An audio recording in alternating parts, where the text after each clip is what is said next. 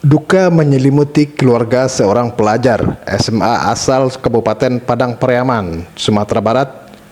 Seorang siswa berusia 16 tahun ditemukan meninggal dunia setelah tenggelam di objek pemandian Lubuk Bonta, Kecamatan 2x11 Kayu Tanam.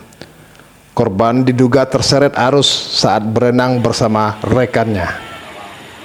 Seorang pelajar SMA, Muhammad Yusfi Ibrahim, 16 tahun, warga Kecamatan Sungai Limau, Kabupaten Padang Pariaman, ditemukan meninggal dunia setelah tenggelam di kawasan pemandian Lubuk Bonta, Nagari Kepala Ilalang, Kecamatan 2x11 Kayu Tanam, Selasa siang.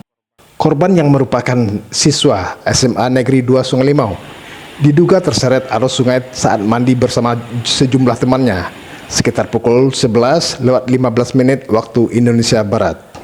Menurut keterangan kepolisian, sebelum kejadian korban berenang seorang diri ke bagian tengah kolam pemandian, sementara rekan-rekannya berada di pinggir sungai.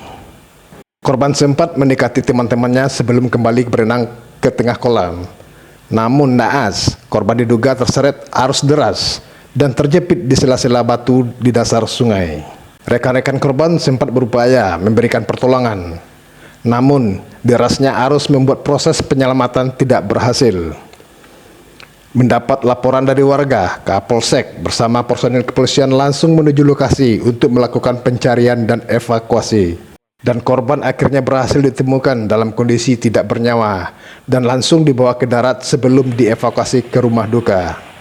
Dari Padang Pariaman, Minangkabau TV melaporkan.